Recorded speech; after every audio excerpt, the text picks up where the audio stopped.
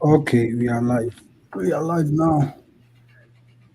Yeah, so good morning, good afternoon, good evening, wherever you are watching from. Some of us is still in the morning here, and I believe some of you too is in the afternoon, and others in the evening. Wherever you are watching from, this is Eva Gas Online, Eva Gas TV, Steady Abroad content. So today I have with me a very good brother of mine, and he's gonna share his experience. But before I introduce him and all of that, I would want to use the next couple of minutes, like 2 to 3 minutes, to share the live feed to other people. Tell a friend to tell a friend to tell another friend. You don't want to watch this live session alone. You want to share the link. So give us some time, like 2 to 3 minutes, for us to share it to our audience before we zoom right into it.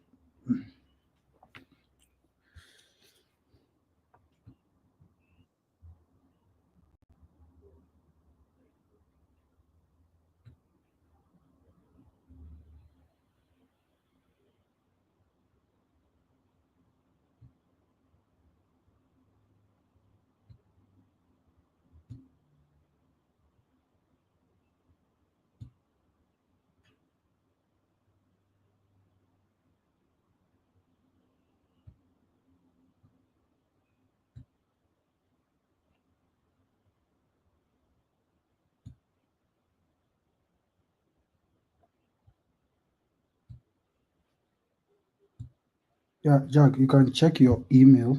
I just sent you the Facebook link so you can share that.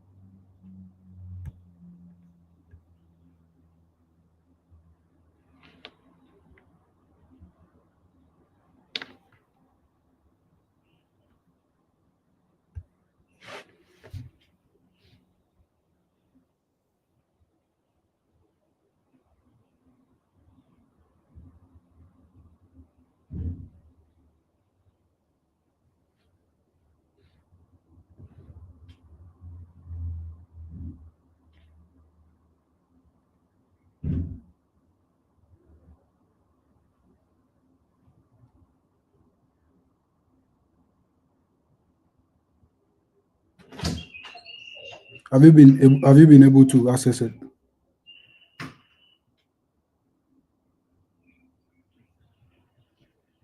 I Mm, don't have the link in my mail, the Facebook link, but I'm trying to pull it out from Facebook. So okay, yeah, I but just then I have the what do you call it, the YouTube. So can okay. I? That's fine. That's Yeah. fine. I even sent it. I sent it right now to your email. So Okay. yeah. All right. Sure.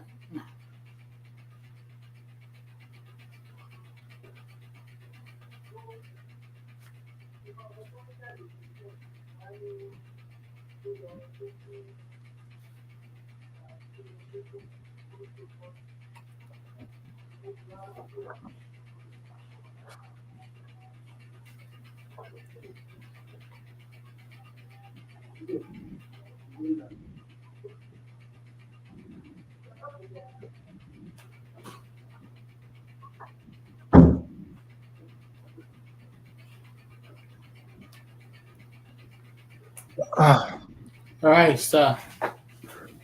you have it now. Yeah, I have everything. So Okay, okay, nice one. Just give me a couple of minutes and let me share it here. Hmm.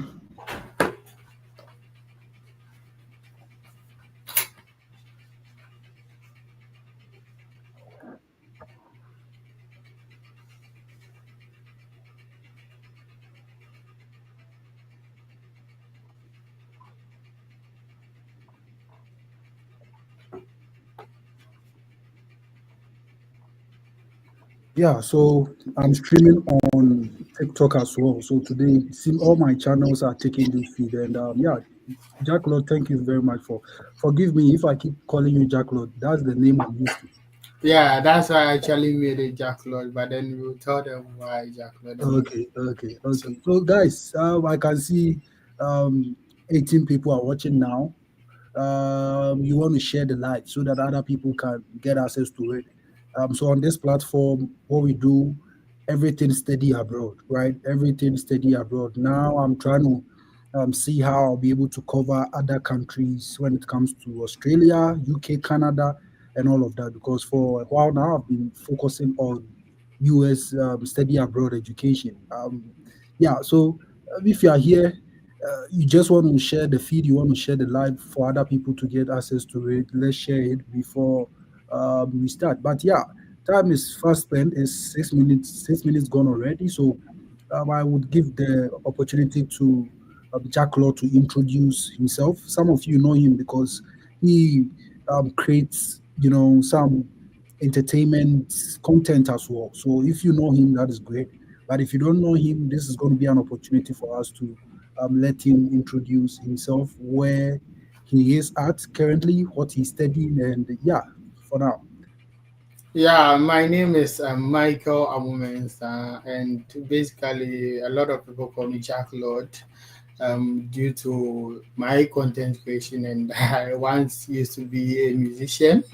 Yes, so this is how the Jack Lord came about. But officially, I'm called Michael Amumensa. I'm studying Masters in Higher Education Administration at the Florida International University. This is my second semester. I entered US around July 28th, and my journey is really a wholesome journey. It was a roller coaster for me, and I think you should tune into this conversation and let's unravel things together. Thank you. Thank you very much, Jack Lord. Thank you. It's always great to have people on board, especially people that I knew back home. And I think Jack Lord, we've been friends for a while. We went to the same university. Yeah, we've been friends for I think 6 years. You were my next dormmate. You Yeah. understand me? And all of a sudden I heard Divagas online. Wow, who is Divagas? Who is Divagas? Let me check this guy out. It's like wow, Raboni. Oh, this guy is my guy. Raboni is a hidden name. Oh, you are bringing Yeah, it today. yeah, yeah. Okay, okay. Yeah, we were just, in the same hall, Atlantic Hall, the best hall in UCC. In And Ghana. in Ghana, Yeah. you want University of Ghana to come for ahead. It's the only city in Ghana. Katanga. Okay, I see, I see. Yeah, so that is how this whole process is like. What I'm trying to say is the fact that when you talk about study abroad, it's been there for a while, but I really remember the time that this was rising to its peak around 2015, 2017, 2018. It was, people were being enlightened with how to even apply on their own. Because first, when you hear this whole journey of study abroad, you were going to think, I don't have money. How should I pay this company for them to work these things out for me? But 2017, 2018, 2019, 2020, people came here, they did it on their own. They realized that the thing, you can actually sit down and do these things on your laptop, on your phone. And people started creating content, talk about the Unines, talk about the Fred effect. And these people came to enlighten people about how you can just sit down, do the whole processes by yourself and gain admission and some scholarship. And it's been like, all those people who came those times were able to like bring their friends, they were able to bring their colleagues, they were able to bring people that were closer to them. So that is something that also motivated this platform. The fact that, I have a friend of mine somewhere, he might be interested in this study abroad journey, but he's wondering where to even start. This is an opportunity for us to, create more content, to motivate people, to let people know that, what, you can do it. So don't limit yourself wherever you are. Just put in the work, and you are going to see results at the end of the day.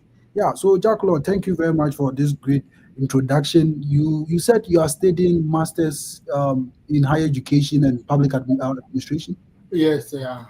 Wow. Well, but yeah, before we come to the States and what you are doing, let's go back to Ghana a little bit. Yeah, so, guys, if you are watching, you want to share the link, and I'm also open it up for us to have people come here and ask their questions. But if you are new here, this is Eva Gas Online, Eva Gas TV, Study Abroad. And today I have with me Jack Lord. He is a current student at University of Florida, right? Yeah, no, Florida International University. Florida International University. So Yeah. here you're a potential grad student, you can consider Florida International University because I've done my research about the school and it's a very good school. So please, Jack Lord, take us back to Ghana. We completed school together. So in Yeah. UCC, what were you studying in UCC?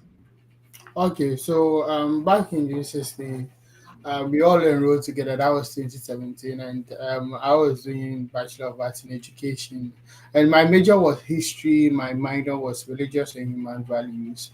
So you were my study mate. I can't remember. I think level two and we used to study together. But then when I went to UCC, it was all about. I had Ghanaian mentality, and I wanted to stay in Ghana. I was doing music, so a lot of people knew me. I had a lot of journalism experience because I was hosting at ATLFM. Hmm. Yeah, so it actually built me in my journalism and I added something to my CV. But actually, it wasn't planned. I didn't have any plan of um, actually doing this experience to enlighten or enrich my CV for any study abroad. I didn't have any study abroad in mind. It was just a passion I wanted to pursue. Hmm. I did some internships at the Saddle College Academy of Christ the King, where it's always on my CV. It's always highlighted there. Study abroad actually came into the light when I was doing my national service. Yeah, I was doing my national service. My school father had actually come here. He's also into YouTube. He creates the same content as I do, Mr. Ghana Boy KDB. He came to the US and he called me one day that I should do study abroad. I was like, no, you're a rich guy. You're coming to disturb me with study abroad. Like, it's not really necessary. So, actually, he called me. I didn't actually mind him. And one day I was just there. And this, my uncle also called me that there's this thing called study abroad. Hmm. But you have to do the WS evaluation. You have to do this. I was like, no. Looking at the cost involved, I just calculated I'll be spending like 4,000 to 6K. Hmm. I was like, no, I'm just doing my national service. I don't have money for that. So I had 6,000 on me. So prior to completing national service, I started a master's in the University of Cape Coast. That is, I was doing educational psychology. And with the educational psychology, what happened was that So wait, before you go to the educational psychology, you are done with school 2021. You yeah. you you did some internships and you said where did you do your national service? So I did my national service at Cape Coast Academy. Cape Coast Academy. So it was in an institution. Like Yeah, it's a secondary school. It's a secondary school. It's like Accra, Accra, those kind of stuff. oh, That okay. was our own. Yeah, so that was what I was doing my national service. So instead of actually trying to gamble with that 6,000 I saved, because at that time I think the annual national service was 6,400. Yeah. Yeah, so I was able to save 6,000 out of it. And 6,400 cities. yeah, and yeah, so I saved 6,000 and I left 400 for food. Yeah, for the whole year. So that was my hustle. So And I after the national service, I know like we had like almost because national service we started right from 2021, 2022. So in 2023, that is when you went to Adisadel College after you were done with the national service to take an internship program there. so at the start of college was after the COVID. You see, as education students, you are supposed to actually do teaching practice, and that is where I did my teaching practice. Ah, Yeah, so that is where I did my teaching practice, everything. So everything was about teaching. I wanted to become a teacher. I had even the nickname teaching a young boy. So because I was saying a lot of things, I just wanted to become a teacher. Yeah, so I just didn't want to become anything, something related to education. Yeah, so that was it for me. Me listening to your story, honestly, although you didn't have intentions of coming to study abroad, but what you were doing and the course you studied, even at UCC, is actually a very good fit if you want to come to the state. Because when you are coming to the state and you are applying for schools and you are coming with an educational background where you've been teaching, you've been interning at places where you've had this teaching experience and all of that, one of the major things that is going to fetch you a scholarship in the United States is your ability to show to the committee that you have teaching background or teaching experience. Yeah, so on my CV it has a lot of teaching experience. The only thing that actually wasn't teaching was ATLF or working as a presenter at ATLF. And that was the only thing. But now Yeah, you're also following passion, right? yeah, I was following passion. Yeah, and we'll get to what how I got my assistantship. I just don't want to cut into that. Yeah, yeah. Yeah, so I started with the applications. I think when I was doing my master, before I did my master, I applied to three schools. Okay, Yeah. that is closer to the end of our national service. I did apply to three schools, and it was history. Mm. So I got funding for none of the schools. You applied to so I want you to build the story. So after you were done with your internship and all of that, and you now had intentions to apply for your study abroad, schools and all. Even before that, you had Yeah. started a master's program, a master's degree in Ghana. Which university? University of Cape Coast. You started your master's in. Yeah, it was an MPhil program. Yeah, it was an MPhil program. So I started it, but then I had applied to these schools and in the US, and I didn't get funding. So it was just I took the US as a contingency plan because I hate to be bored. I don't want to be doing anything because at that time too, you weren't getting job to do. Yeah, So I just decided that no, why don't I apply to masters in UCC because it's the same education. So I just decided to apply to that, and I started. I was doing that masters until those that I applied to, I realized that oh, they had gotten admission to the US and they were traveling. like your friends, the ones that you. Yeah, my friends, they had gotten admission to where I am now, Florida International University. About two friends that I knew, yeah, they also applied. We were all doing the application together, and they told me they've gotten the funding and they were going. So I want to say, you understand me, many Yeah. break kakra, yeah. So So what do you think didn't work for you the first time that you started? so okay, so basically, the first time that I started, I wasn't doing what we call cold emails. Hmm. Tell us more about that. Yeah, so with code emails, you just you go to a professor's email, you send a professional mail, but it must have something, a structure. So it should be straightforward, and you shouldn't circulate or beat around the bush. Yeah. So what I include, I say my name, I talk about my GPA, my school, and I asked whether there are funding opportunities for the coming semester. And basically, I was applying for 4 semesters. So that was how I was doing things. Yeah, so that is how I did my code email, and I will attach my CV.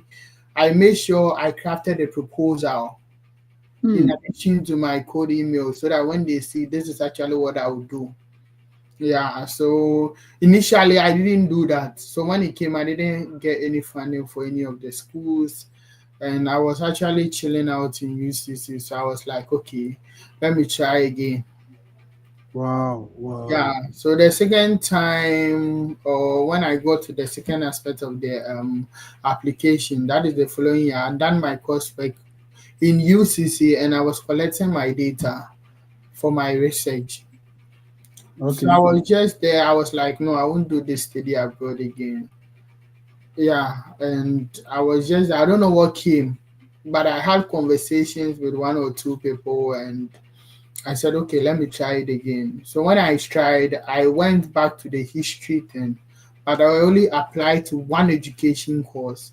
That is this school, Florida International University. Mm, I sent the same code email, but before sending the code email, I had been listening to you on Twitter. mm. Tell You them. used to, yeah, you used to have a space there, and you used to talk about code email session, those things. I was listening to you. Yeah, so I realized I used that as an option to guide my path. I sent my first code email, and the professor responded to me that, "Thank you, Michael, for reaching out. Based on your this, you can apply." And I was like, "Okay, do I need to contact any other professor?" And she replied back that, "Why do you want to speak to anybody else?" And it was the same school, one of the schools that I applied and I got funding.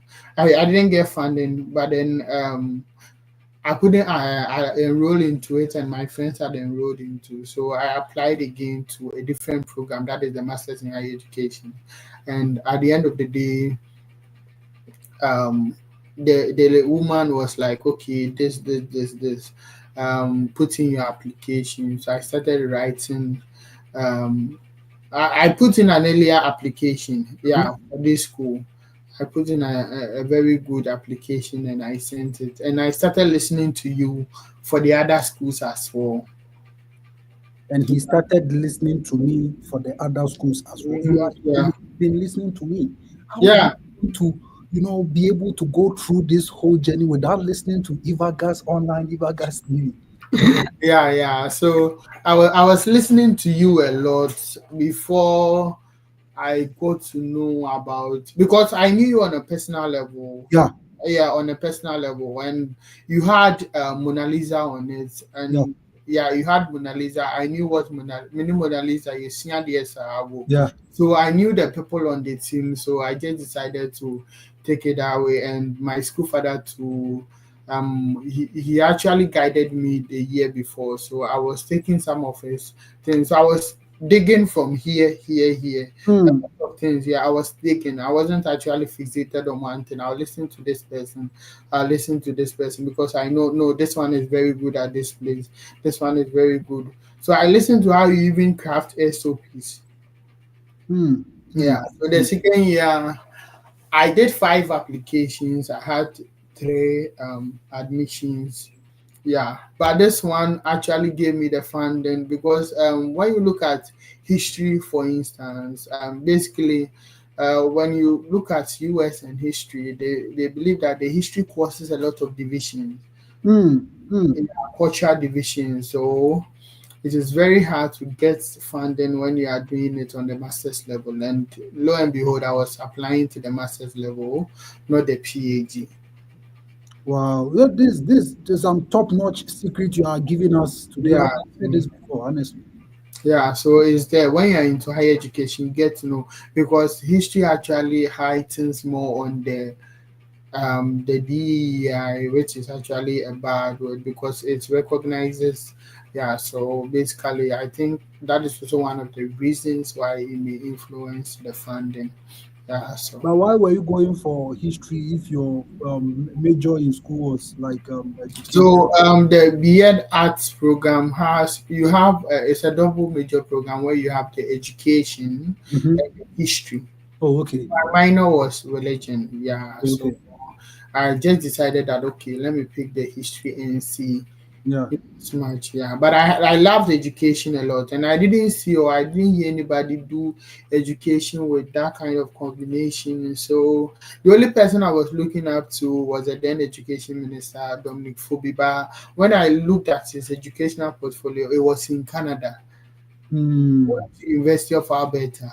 Yeah. Not yeah. So when I looked at that, I was like, okay, maybe nobody has done it or this, until I saw my friends actually get admission into Florida International University with masters in higher education. I said, no, I think this place I'm actually destined to be here. And yeah. Yeah, you are sharing very insightful, invaluable information here. Jaguar, thank you very much for honoring today's invitation. You are giving us new perspectives into this study abroad and all of that. And let me use this opportunity to also tell those who are watching one of the program one of the programs that offer one of the programs that offer a lot of funding opportunities is higher education. I'm saying this again. One of the programs in the United States, some of this secret I've kept it for a while now because I don't spell it like that, because sometimes, you just have to be keeping stuff so that you can get a lot of content to share as time goes on. But I'm sharing it today because I have Jack Lord here and he's into the field. And if I'm telling lies, he can tell me, Evans, what you are saying is a lie. But I'm reiterating what I said. One of the programs where if you apply to that program, your chances of getting funding is high is higher education, because higher education is not just going to interview you or review your documents just for teaching or research assistance. There are a lot of roles in higher education. You can be interviewed for academic advising. You can be interviewed for graduate hall coordinator, whatever, the residence hall assistant. You can be interviewed for student coordinating service. There are a lot of roles and departments, because when you talk about higher education, sometimes when I suggest higher education to some people, they will ask me, Evans, what does it mean? I'm like, higher education is like is what holds the school. Everything that goes on in a school. When you talk about the major administrative services, when you talk about motivating and advising students on the right courses to choose, when you talk about students who sometimes need people to talk to, these are the departments. Like they are like, let me put it We like, even we even hijack the dean, provost, VC. Like all of them are their if you position. don't have higher education, you are not fit for that. And Yeah, compartments, like the compartmentability, all those areas, dean, those big MP, students serve under all those areas. You can serve in the financial assistance board. You can like so. Sometimes people don't know this, and sometimes there is. When I was in Ghana, I tried higher education as well. okay, Yeah, I tried two schools. I tried Maine and I tried Iowa. I think Iowa this year, they are not taking students, but Maine, they are very good when it comes to their higher educational programs, because I was trying to diversify. I was trying to get funding, and God being so good, I got funding in Iowa, just that I didn't go. And Maine gave me admission, but it couldn't come with funding because it was very competitive. So, Jack Lord, use this opportunity to highlight what I said. What is higher education? What goes into it? so higher education has a very large functional area, and it is very existent in Ghana. It exists in Ghana, but then we don't really highlight it Mm, much. So we feel like it's lacking. Yeah, but then when you look at higher education, it prepares you for so many positions. mm, Become an academic advisor. Commonly in Ghana, we have university administrators. When you do the PAD, you can lecture with it. Um, you can work at ISS, that is international student. When you want to embark on study abroad, there are a whole lot of academic advising, admissions units. You can work there. Like there are a whole lot of areas, and it prepares you for dean of students, being a provost. So in US, what I know is if you are being prepared for higher education, or if you're actually being prepared for the position of a president, a college president, basically they look at some of the things of you having a higher educational degree, or maybe having a public administration. So mm. these are the clear marks, but the functional areas are very much like they are numerous. They are numerous, and And they pay well. yeah, they pay well. And the one thing too is we have the chance of getting H1B being sponsored. Yeah, Yeah, because there are a lot of teaching, or a lot of schools that really want to sponsor your H1B if you are into higher education, because even Rest Life, for instance, or Residential Life, they take in a lot of people, a lot of applicants. So that is about it. yeah, Yeah. yeah. Thank you very much for enlightening us when it comes to what goes into higher education. It's in different areas. I remember when I was applying into it, we even have um, EDD and we have PhD in higher education. Yeah, yeah. EDD is also very different. Sometimes when you want to go into academia, it depends on which particular higher educational program you have to pursue. And if you want to go into industry, there is a particular one you can just that always you can see that they intertwine. You can change it. You can you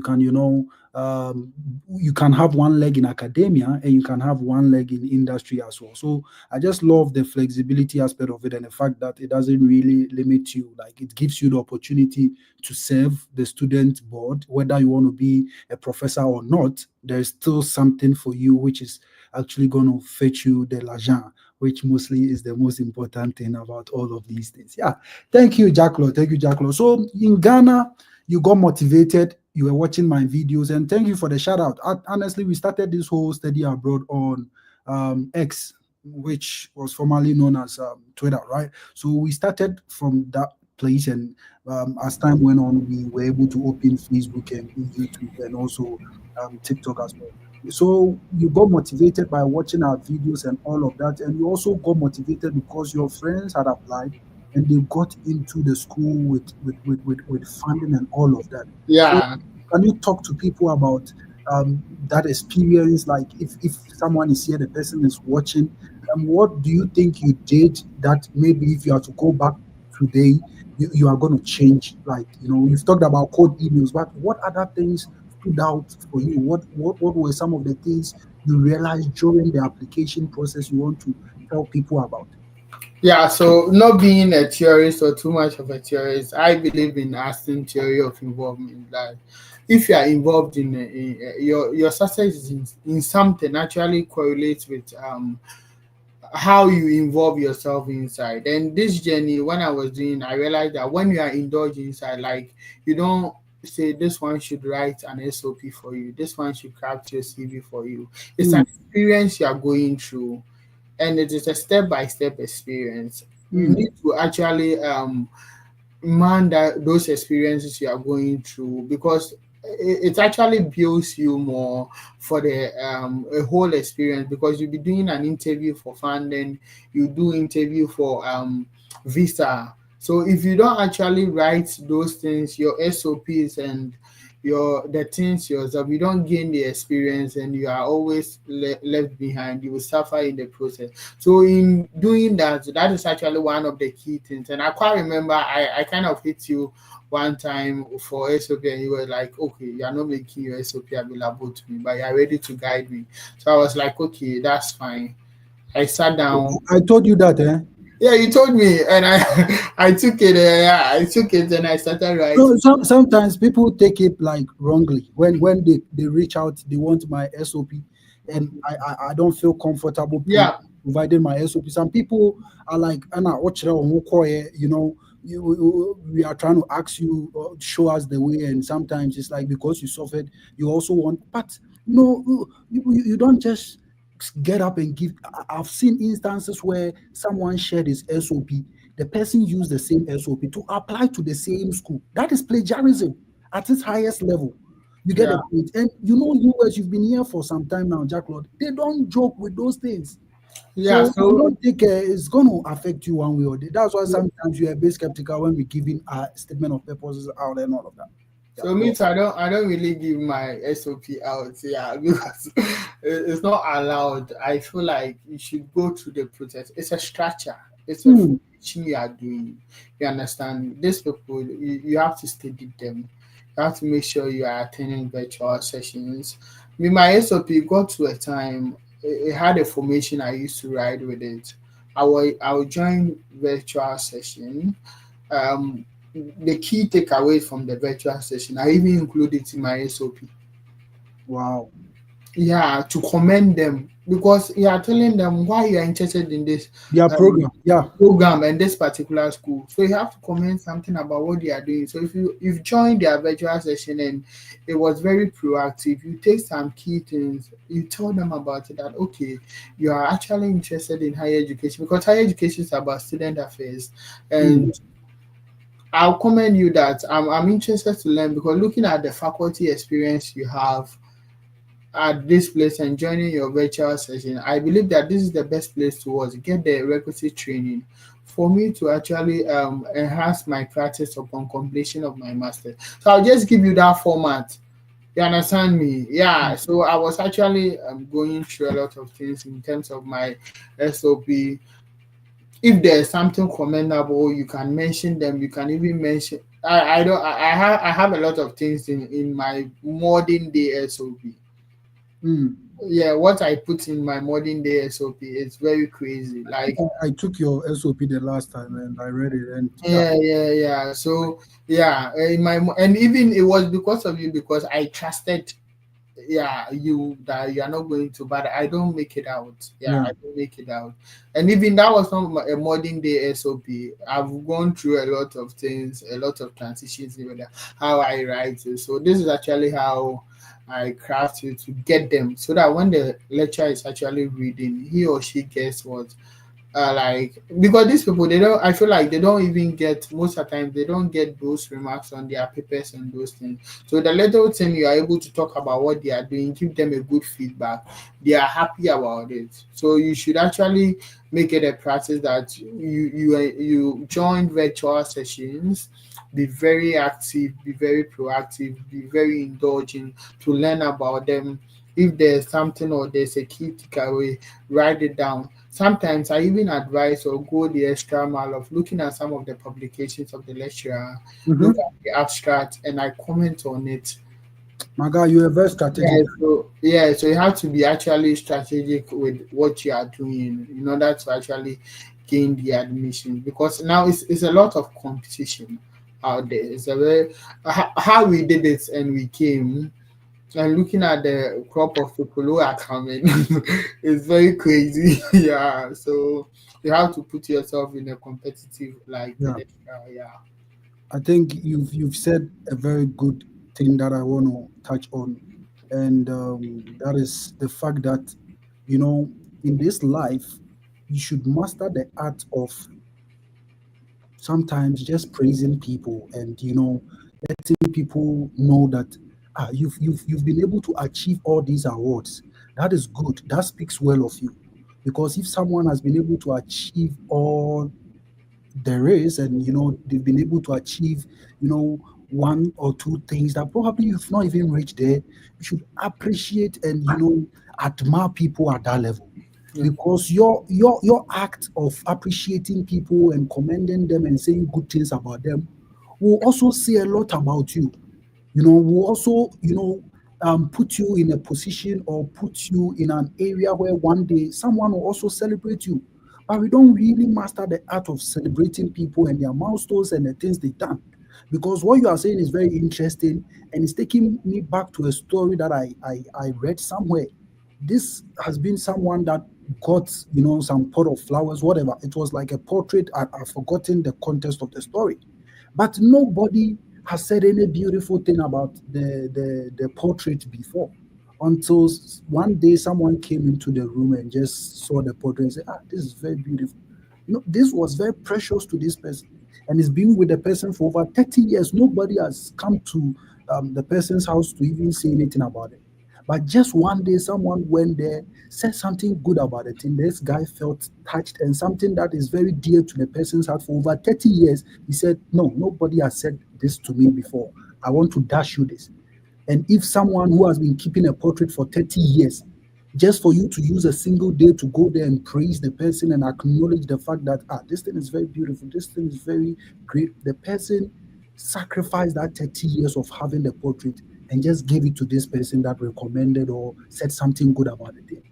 Your professor has been writing publications, they've been publishing, they've been writing books, and for all you know, even their colleagues, sometimes they don't get, praises from them. But you, as a student, you should strategize. You can go and say, you wrote this publication about this, atomics and whatever. I think it's very good. I've been doing something similar to that. I really love your style of writing. I really love how you went about your findings and your analysis. Sometimes when you say this to some of the professors, you never know what it's going to do for you. That was just by the way. Let's go back to Jack Lord. Yeah, Jack Lord, thank you Yeah, for bringing that up. thank you. Welcome. Yeah, so you got motivated to apply. You said you applied to five. Can I know why you applied to five schools? Why didn't you apply to just one school? Yeah, basically, it's very competitive. First Mm. of all, it's very competitive, and I wanted to increase my chances. Yeah, because the more you apply, the more you have more options to choose from. So I didn't want to be having limited choices. So that is actually my ideal number. I would apply the least number I would apply. If I had money, I would have done more than five though. Yeah. But actually, what you said that you were joining virtual sessions, I was doing that and I was getting free application waivers from those virtual sessions. So that's one key people can take from this. Sometimes you can join those virtual sessions and ask them. Sometimes you don't ask, someone will even ask on your behalf. Yeah. They give it to those that attended those virtual sessions. Yeah. Yeah, thank you very much for clarifying that for us. I can see almost 20, 50 people are watching, combining it from the other. Please share the link. Why are you not? I've brought Jack Lord for him to share his experience. You people are not sharing the link. Eh? If you don't share, you are not continuing. You not continue. So please share the link for us so that we can get other people on board to also learn from this. I know this is going to record itself, but I still want people to be on the live session. Come with your questions. Maybe you've gotten admission, you are looking forward to getting funding, you are contemplating what to do. Please join this session and come and ask your question. Okay. Yeah. So Jack Lord, you applied, you got three schools, and the three schools did they come with funding? So with the history is still the same problem. So it was a master's. So I didn't get the funding for the history, but I got 30,000 something funding for this For particular. this school? You got 30,000 scholar. How were you able to secure that graduate assistant? So with master's in higher education, when you gain the admission, offices or functional areas in higher education would rush for you and you start interviewing for them. So I interviewed for three positions. Mhm. My first interview was common reading because let me feel something bro, but bro for the caster. So so I did that one, yeah, with one professor. She really knows how to speak English, so it didn't work for me. I did the second one, which was Rest Life. It didn't work for me, and the last one, I had two people interview me, and with the interview was going on normal with my normal answers until I started talking about. They asked me something that do I know anything about publicity, and I was like, oh yeah, I've worked at ATLFM. I own a YouTube and I actually do music with 21 songs. And my supervisor was like, did you say you do music? I said, yes. So, what kind of music do you do? I said, I do rap music. He said, give me your YouTube, let me check it. And he checked it. So, when he checked my YouTube, he was like, oh, okay, so how am I going to use my rap music to influence people? So, everything, all the conversation was centered around that area. And I think that did the magic for me. Yeah. Hmm. So, Then by the time we finish today's session, you have to give us some bars, some lines, you know. no, I'm retired. Yeah. But I know you were very active with music back then in UCC. Yeah, so that's it. So it really worked for me. I think the music story kind of worked for me because he was also into music and he's a DJ. He was a DJ. Wow, wow. So it was we kind of aligned. So Yeah. even with now we still have conversation. Like you go to the office, be like, have you listened to Kendrick Lamar's album? Get it and go and listen and give me feedback. Have you watched Black Panther? What do you think about it? Have you done this? So all our conversations kind of revolve around those kind of hip hop and with my job I do most of program organizations, like us hip hop discussion. These are basically what I do. So it kind of aligned with what I was doing as my side hustle. Yeah. Wow, this is interesting, and it's really fascinating that you bringing it up because until I came here, that is when I realized that all this music, when it comes to rap music, they are embedded with historical, cultural meanings that we Yeah, exactly. pay attention to. Honestly, so like as you are saying it, I'm really like because um, I have a professor here. She did her dissertation in analyzing Ye's, music, and like I said, if you pay attention to this kind of rap music and all these, you realize that they are not just songs. Like these songs have a lot of. And now recently, I even heard Taylor Swift music is being studied one way or the other in some Yeah, university. yeah, she's legendary in USA, even though she's trying to get cancelled, but she's still a legendary. Yeah, Taylor Swift is a legendary person, and I think they even celebrate for Black History Month, and maybe when women have programs, she's one of the ideal people they bring on board. So Wow. it shouldn't really be more of like you should have something that you chill with, because even when you look at Kendrick's Super Bowl Yeah, performance, for instance, these are issues of culture, like for the blacks in the US. So it has significance. Looking at the game that the tic-tac-toe game that he started playing, and at the end of the day, it came as game over. yeah, But we just see it as you and I, maybe you see it as performance, but it's trying to tell us a lot of story. How Serena Williams was dancing to it, the that crip performance, walk or whatever. yeah, the creep walk, it had already been danced earlier by the same Serena Williams, and I think she got sued, Yeah, and she yeah. did it again. And this time is trying to tell her you standing for yourself. So basically, these are cues you can take in to actually Academic research. for academic research, and you don't know, this could be women standing up for themselves. It's a Yeah. whole, yeah, it's a whole. So it shouldn't be rote learning or actually memorizing things and not having practical experience. And this is one thing I've learned in the US when I came here. I realized that everything is about practice. Yeah. Wow.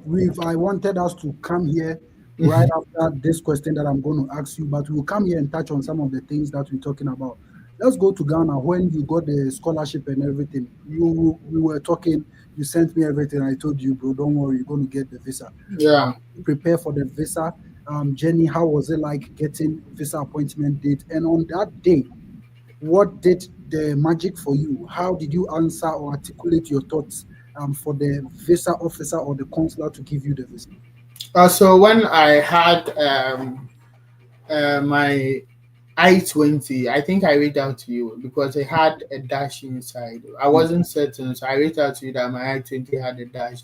I reached out to my school father and Kingsley, who happens to be here, and they all said, okay, maybe there's no problem. But he said I should reach out. So I realized that, okay, when you have a dash or a hyphen in your name, sometimes the US system does not capture it. So that Mm. was actually my bone of contention. With rehearsing or practicing for the mock session, a day I was doing 3 mock sessions.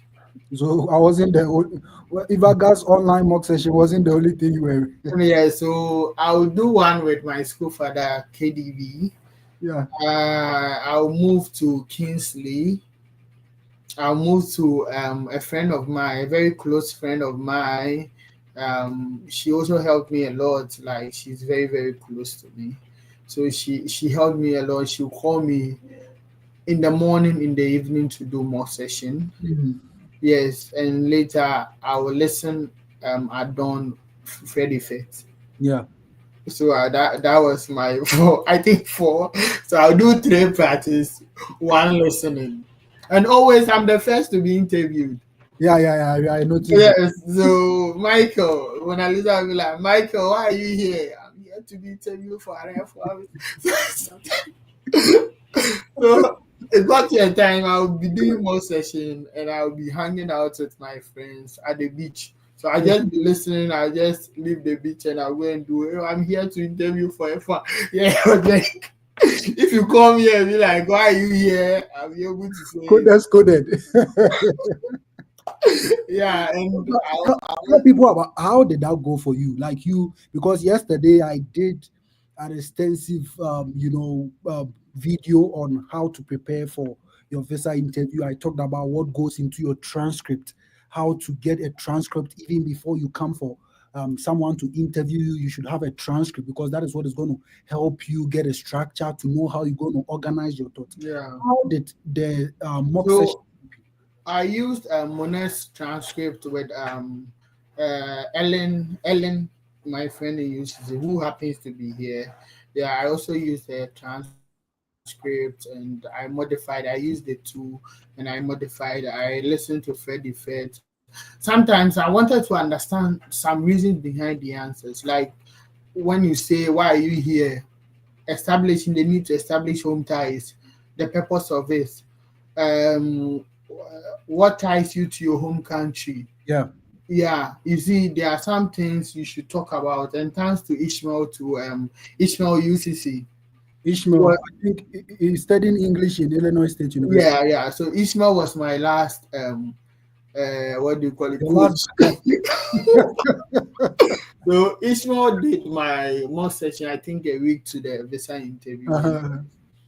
I was supposed to touch on one answer and it was like, Michael, all your answers are good, but there's this particular answer.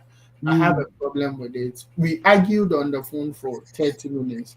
I was like, no, Which but question was that? what ties you to your own country? You said I should have what? National goal. Two, personal goal. And three, where I work. Something like that. Summary. I was like, Okay. no, I remember about 3 months. What's even so I mean, yeah, I was very close minded. So You I didn't do it. I was like, so still, I was you just still, you still didn't go with his format. I didn't go. So I was there at dawn and he called again. Uh-huh. It was like, Jacqueline, God is telling me when you go say this. Hey. You know when I went there, that was the second question he asked me, and I said what he said.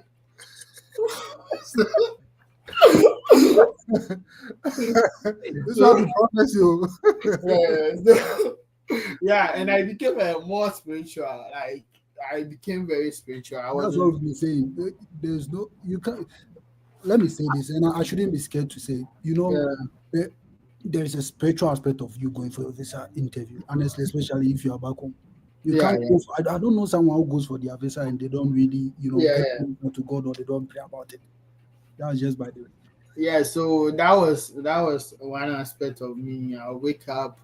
I wasn't doing any challenge or anything. No, Yeah, I was just I'm a Catholic, so my rosary was my power. I yeah. always make sure I recite my rosary. I have friends, they started, hey, Sopho.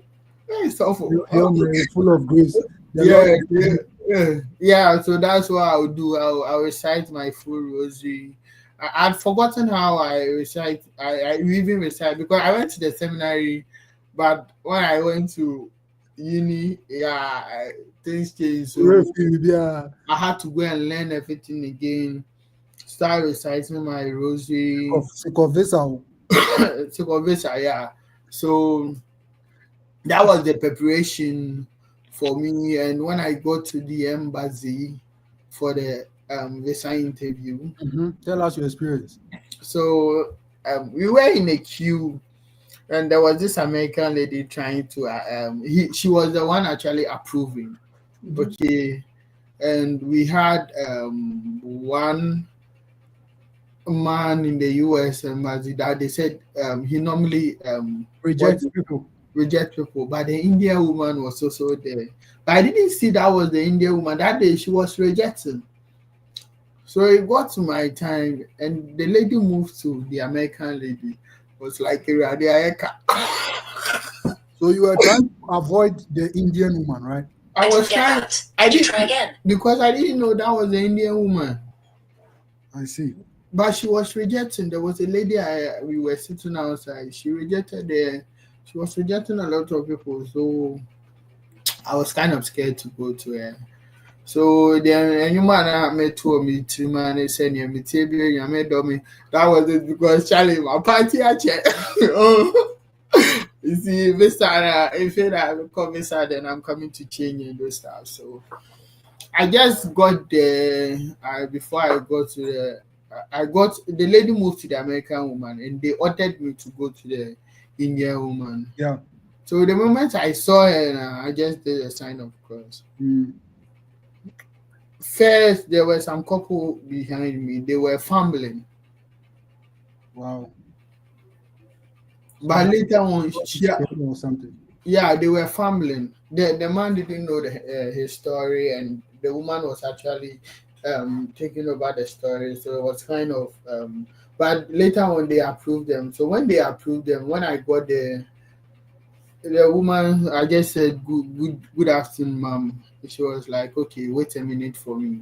So I waited for 1 minute or two, and she asked me my question like, oh, why are you here? I told them I'm here to blah blah blah that baba thing, and I she asked me what ties you to your home country, and I talked about that, and he asked me, have you changed your name before? No, have you applied for this visa before? She didn't even say congratulations. Who was the woman? Was it the Indian woman. She didn't even say congratulations. She just said, pick up your card tomorrow in 3 days time at the just DHL. like that? Just like that. So, Charlie, Well, you were happy. oh no, like You wanted to fly. yeah. On that yes, sound, never be grace sound. I want to like yeah, prove my yeah, you do a lot of things. Like I was very happy. Yeah, very very happy. I called when I got out of the place. I just called my mom. I called my Every day, auntie. who you are calling your moms first. Where are the fathers? Yeah, I called my mom. I called my auntie. And I called that female friend who was prepping me, and the other guy started calling me. So they just saw me online. They started. They were just waiting. They were in the US. They were just waiting. So Waiting, they yeah. started calling me, and that was my journey throughout the visa process. It was very nice. Yeah, I see, I see. So yeah, God bless America. Yeah, God yeah. bless. God bless America. Yeah, so you've gotten your visa. You are preparing to come to the States. I think I don't ask people this question, but today you being here, let me ask you. Once you are preparing to come abroad, how did you pack your things? Did you take more food as compared to taking more clothes? So How? it was a half situation. Yeah, I took clothes and the same bag. It had the same size, so I packed clothes here. I packed this one here and food here, and yeah, I called the guys. They told me what I should bring, what I should not bring. Mm, They were very helpful. Sometimes I'll call them on video and switch my camera. Okay, I have this here, I have this guy here. But the shim is a man for Gary Kessie because the pego bepa to na ha Gary Nanya. You understand what I'm saying? Yeah. Yeah, I mean, yeah, man for Gary Kessie. so So if you had to go back and come again, you bring one Gary Kaku, cat, I like it. Gary and Kaku. Yeah, because me, yeah, Ben Kwaya, won't say, Udi Tuma. Now did you need food na a course of so that was Mm, it. that will make the body be bad and me the animal. It's very wow, man, it's good. I must have more than an immediate tree. Yeah. When the capone yet the hour say what's the ventilation to me film to be at that crack when what I say. Yeah. Okay, good. So yeah, we've spent almost an hour. Let's use the next 10 to 20 minutes to answer questions. Guys, if you are watching, you want to come and ask your question. Jack Lord is into the higher education program. He's doing his second master's in higher education and public administration. That's very huge. So if you have doubts, if you have questions about it, Florida International University, like I said, is a very good school and it's in the, I think it's what is it in Florida? Miami. It's in Miami. Miami now, celebrities. Miami, that's where Messi plays is. Yeah. Miami now celebrities the year they know. I want to teaching you, you know. Have you been to like have you been to the stadium to watch him play before? No, I'm not a football fan. I only go to the beach to go and create my content, and I'm not really a football fan. I only do entertainment stuff. Yeah, Wow. so I'm not really. If you tell me Messi is coming, I won't go. But if you tell me Kendrick Lamar is coming, I'll go. You go. Yeah. By your music career, you said you've stopped. I don't understand why. So it's not like I've stopped entirely, but then you see, I'm doing YouTube. It takes a lot of time working as a grad student. You have papers to submit, so it kind of take your time. So it's more or less a pause, but then I write it. Yeah, I write it, and I also need to set up. So basically, when I set up, more disturbation, one thing. I'm Yeah. coming to ask you one serious question. Okay. Have you regretted coming to the United States? No, I've not regretted. I've not regretted. I've never ever regretted coming to the United States, and I believe it's a transition. Okay, you don't have to expect milk and honey when you are coming from let's say Ghana, and you expect you get the same treatment. At the beginning, it will be rough, but then I feel like as time goes on, you'll be okay. Because at the end of the day, my priority was my education. I wanted to get my master's, and maybe when I'm done with my master's, I'll think of pursuing higher education. And I'm still in line with it, so I've never regretted. Yeah. Okay, thank you very much for that. Someone says, Jack Lord, please, what was your first master's program and why the second master's? Can you answer that as well? So my first master's was educational psychology, and it was an MPhil based program, so I had to step down.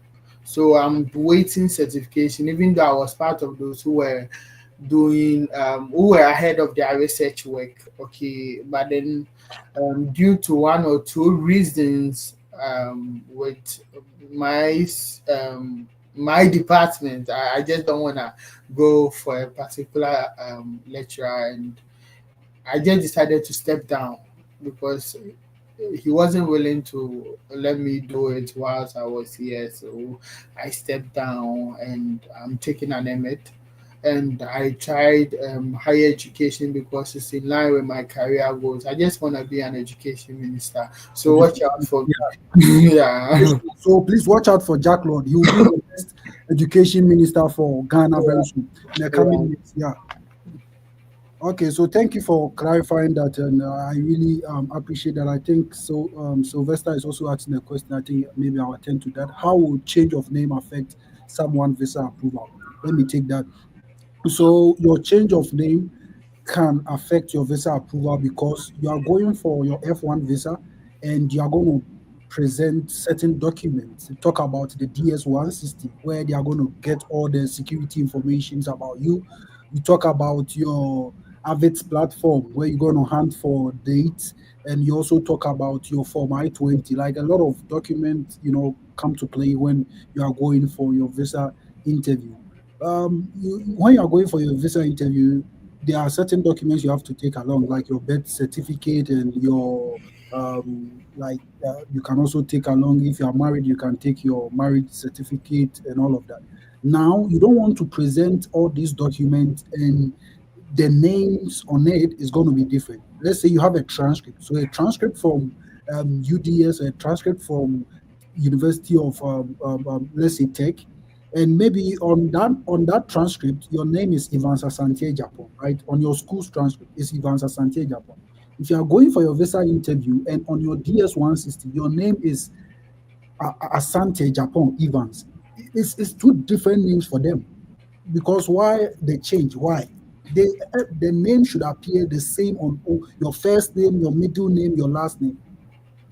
You get the point. So you should be very, very careful. That's why if you have change of name, it's very advisable to go and swear the affidavit and get a name change and get a document so that in case they ask, you will show to them that I've changed my name, right? And Jack Lord also brought an important key when he was talking about he had hyphen in his name, but when his document came, there was no hyphen. So he was a bit perturbed that why is it that there is no hyphen? But later, when he reached out, he realized that the US system for the Form I-20 does not really capture the hyphenated style of naming, right? So you should be able to have explanations to some of these things because if you don't and you go there thinking, oh, it's normal, they are not going to do anything, that alone can deny you your visa. Ivan Asante Japan is different from Japan, Ivan Asante, depending on how you are putting all the names to it. It should be the same. The name you have on your traveling document, the name you have on it, and the arrangement should be the same on your birth certificate. It should be the same on your school's transcript. So if it's not the same, like I said, one of the options for you is to go and get an affidavit to certify that this is how your name is supposed to be. Yeah, thank you very much for that question. If you have more questions, please bring it on board. If you want to join the live session, I can bring you on board. So in this case, the person have affidavit and gazette, so that should be fine. If you are going for your visa interview, then you take it along, right? Like I said, sometimes it might not come up, but if it comes up, then you have something to prove, you have something to tell them, you have something to base your emphasis on, and all of that. Yeah. So Jack Law, you've been here for how many months now? When did I come? July 28th. I've not actually counted. Yeah, July 28th. I came July 28th. So July let's 28th last year. yeah, last year. Okay, okay. July, June, July, August, September, October, November, January, February. Oh, 7 to 8 months each. So it means you are getting to almost a year now, my brother. Yeah, I'm getting to a year and I love the experience. Sylvester, I see you. Oh, you know Sylvester, eh? Yeah, I know you. Yeah. I see, I see, I see. Hidden Word Ministry says, "Good job, keep it up." Yeah. So, what the question I want to ask you is, you've been here for a while. Compare Ghana's education to US education, and I'm not saying this for you to take it like in just the negative way, or like however you're going to think about it. But you've been to Ghana. You almost all your college days you were in Ghana. You even tried masters in Ghana.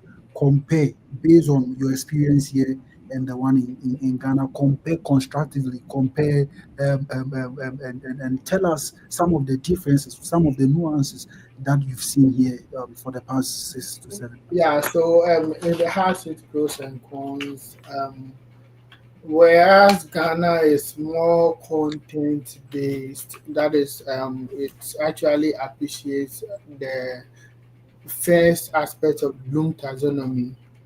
That is knowledge. Is it Mumbuami teachers? Review.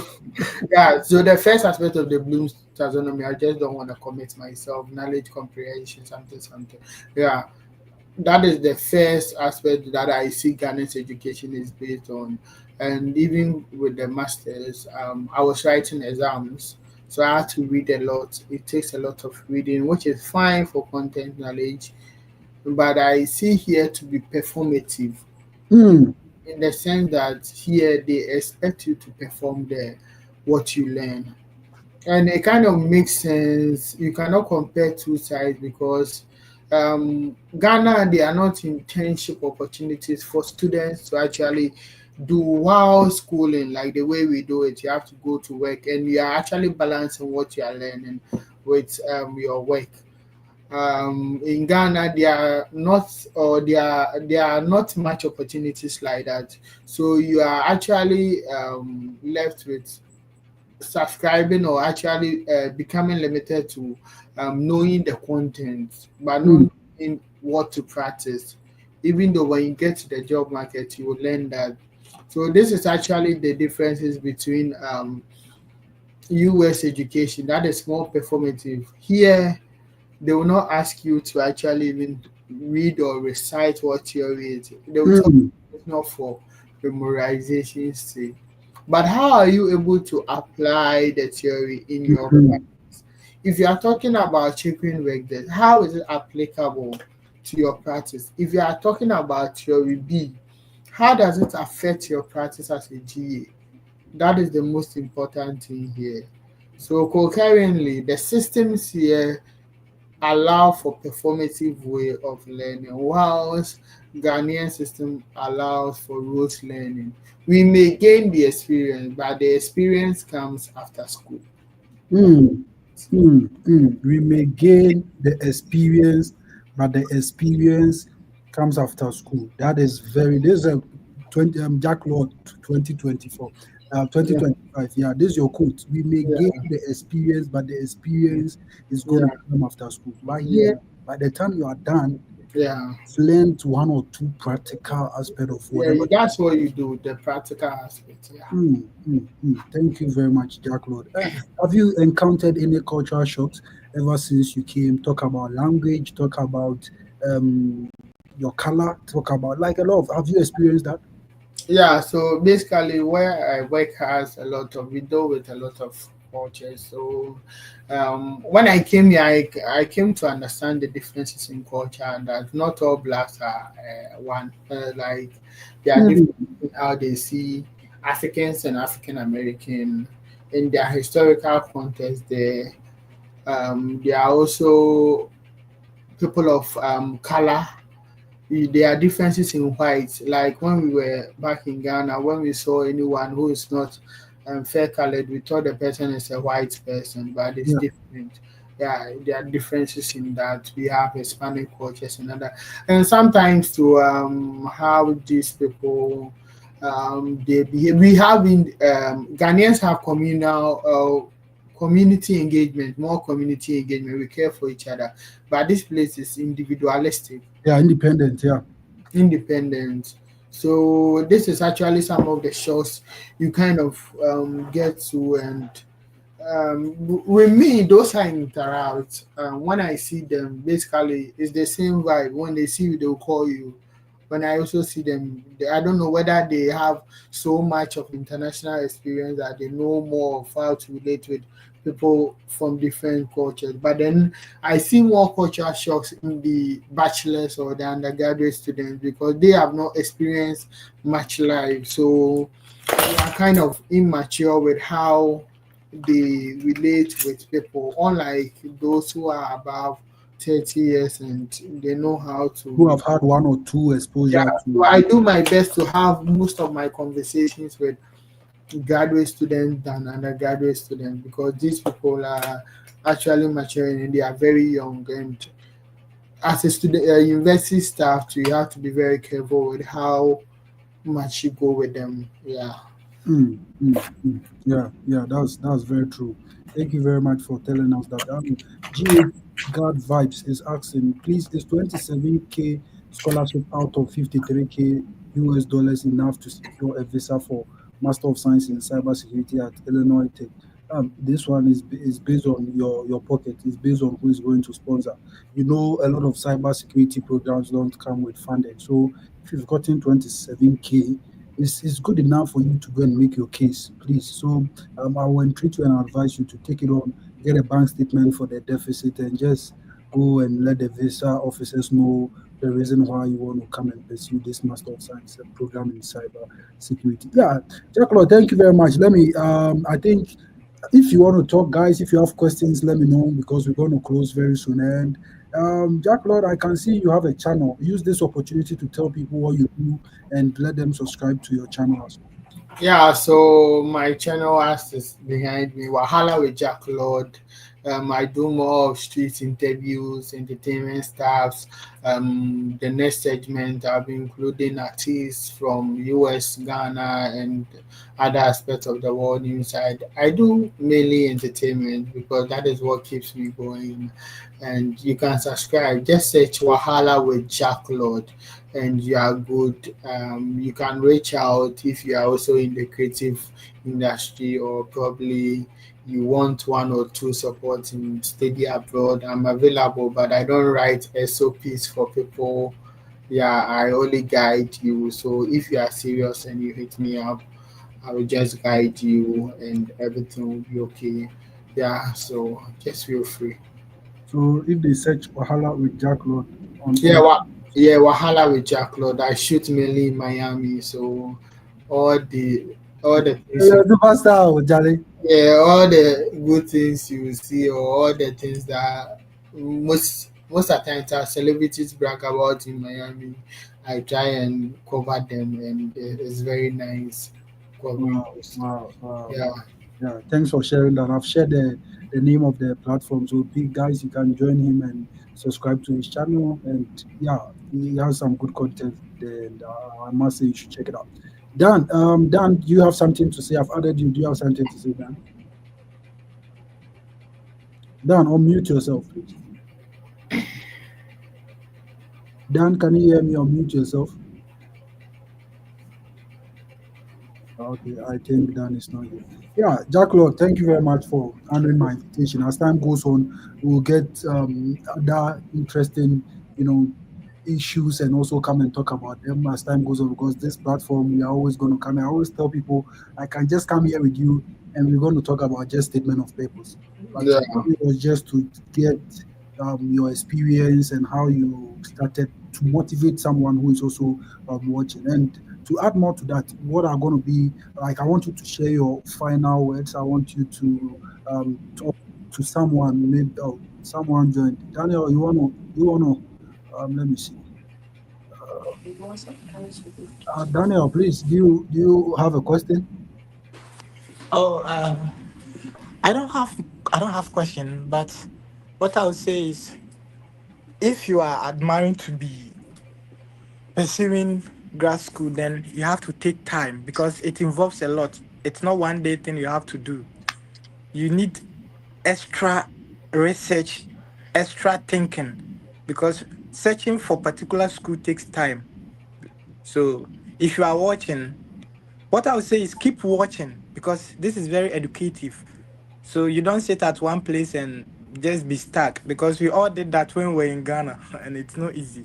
So Mm, what I would say is if you admire to be outside there, then you need a lot of research. Listen to what you guys are saying.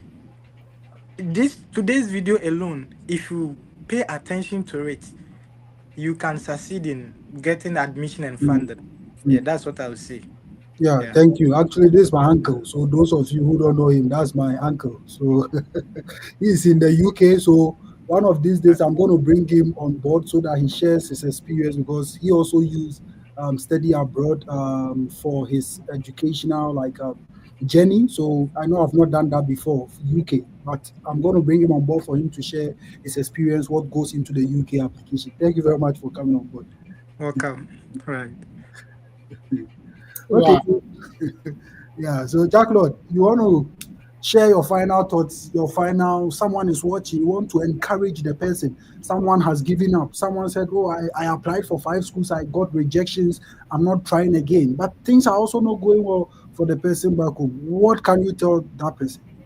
Yeah, so first of all, thank you, Ibagas, for having us. Before I forget, thank you very much for also being an inspiration throughout my journey. And thanks to all friends, Mr. Ghana Boy KDB, and everyone in Miami here, Florida International University, who is holding me down. And basically, my final words I would say in this journey is that you have to be persistent, you have to be resilient. The journey is not easy. Like it's not even easy upon getting into the United States. Yeah, when you get here, you have to actually be resilient to be able to stay in Sabine Ghana. So you have to put in hard work. Um, do everything yourself. You can do everything yourself. You don't have to have be an intellect or a first class student before you pursue that. So you don't have to be extremely intelligent. You can come from the street like I came from the street and I'm here. Yes, and everything will be good for you. So just be consistent with your dealings. Thank you. Yeah, thank you, Jack Lord, for honoring today's invitation. And yeah, guys, uh, I'm having another interview next week, and I'm preparing for the flyer for that. Stay tuned, stay connected, consistency pays. Just keep consistent, be resilient with whatever thing that you are doing. A journey with 1,000 miles begins with a step. Babies are, I Yeah. don't know if I've Makani here, but please keep pushing. You don't have to stop, right? We were pushing through because we saw our current circumstances. We didn't like it and we kept on pushing. If you're not going to push, nobody's going to push for you. Honestly, that's one of the things I've seen nowadays, and I'm trying to understand it and I'm trying to really accept it the way it is. No one cares for you. No one thinks about you. You got to think about yourself.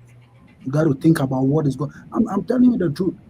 You know, you have to think and put your interest first as well, and do something good for yourself. Because if you are there, nobody is coming to hold your hands and be like, I'm doing this whole thing for you. No, you have to push yourself so that when you come to me for help, it becomes easier for me. Like he said, if you go to him and you say, write my SOP for me, that is a first indication of the fact that you are not a serious student.